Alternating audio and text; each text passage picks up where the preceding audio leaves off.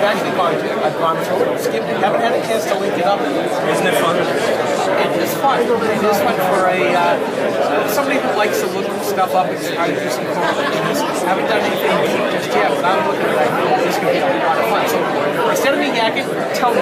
Sure. Well, the site is New Hampshire Open Government.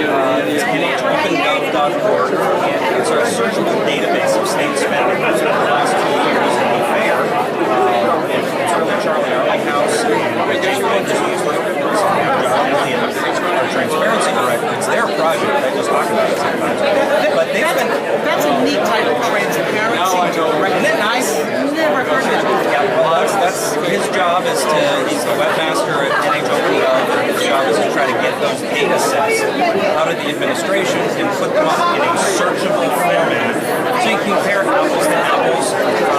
And it took us 2 years, but we've got 500,000 transactions from state government. Now, when we started this, it was fiscal year 2009. So the information we've got up there right now is for fiscal year 2009. We've got about half of state government. We're going to be putting the other half up in about a week or so. We're going to be putting up state payroll data, which you may be able to see in the paper, but it's hard to search and compare, and they don't always go all the way down. So it's hard to tell. We're working on the retirement system right now. Is that would be awesome. That would release retirement data. Right, they don't want to put out the names. No, they don't want to put out the names. You can say that employee X is getting a $50,000 pension, but you don't know who he is, or that he also works for the state police right now when he's double dipping. And we've seen that a nominee to one of the state fire boards could end up making $160,000 because the job pays $90,000 and he's eligible for a $70,000 pension. So by putting all this data together in one place, and we're going to be getting fiscal 11, we're going to be getting monthly data for every month. Actually, putting new data on the website. You're going to be able to search and see how the government spends your money.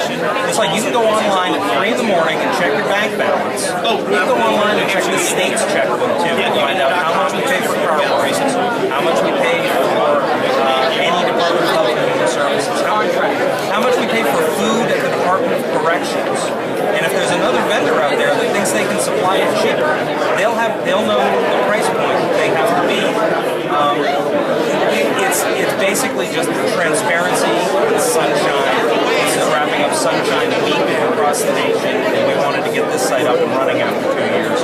So we're thrilled to have NHOpenGov.org up and running. You can go on there now and search for state spending, find out how the state government is spending your money.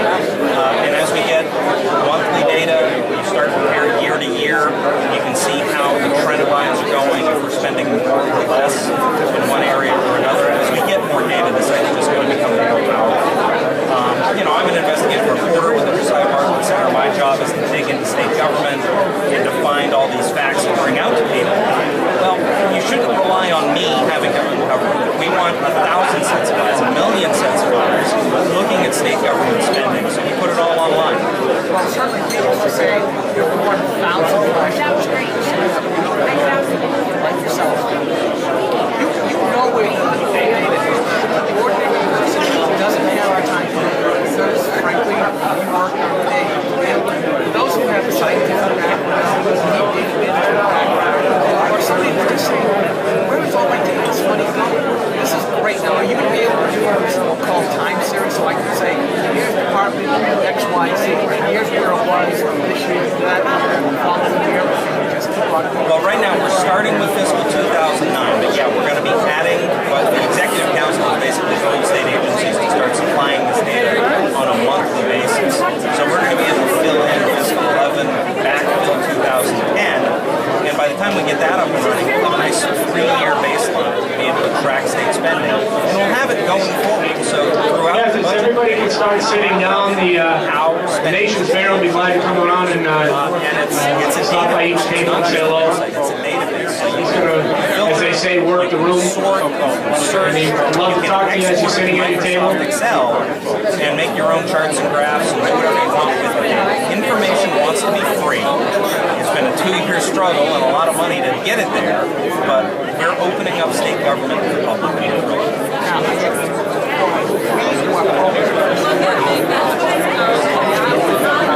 I have absolutely no idea. Application program is interface that we could just tap right into the application. Have to come in. I don't have the first one. I'm a radio guy, but we'll find out.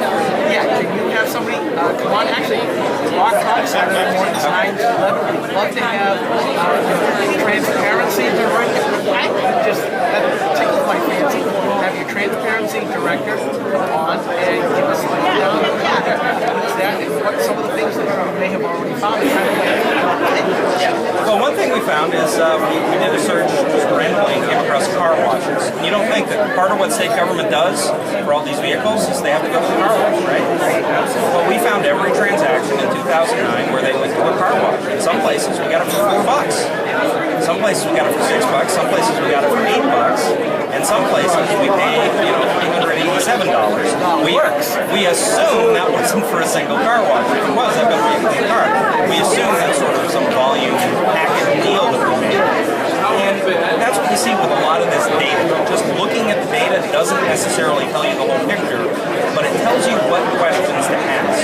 So now you can go back to the Department of Safety and say, why did we spend $387 at a car wash? Did we get 100 car washes out of it? Because that's a good deal. Yeah, absolutely. And those are the kinds of things that do need to be asked. And sometimes you look at this number and you go, what the? And you dig down, drill down, you go, that makes sense. And you're right. And it'll be immensely valuable to legislators and the public during these budget debates when commissioners, Governor Walter Peterson,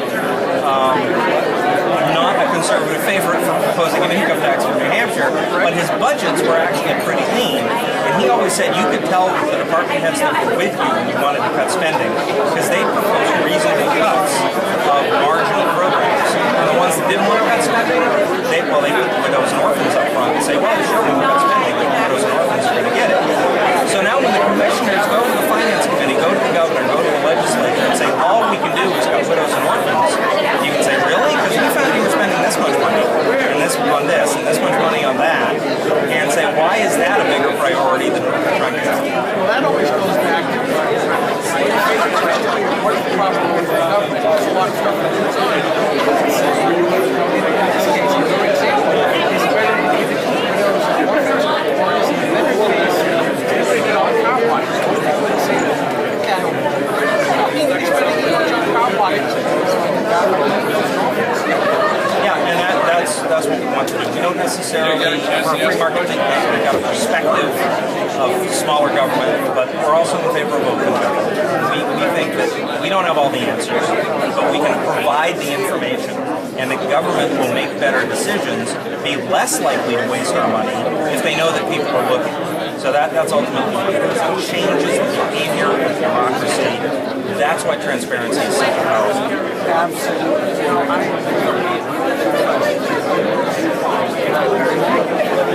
Well, once again, I didn't do a whole lot. I just talk on the radio about it sometimes. Charlie House and Josh Elliott and Jay Flanders before he went off to work for the state senate and all the work on this, all the heavy lifting. And quite frankly, Linda Hodgson and her team at the Department of Administrative Services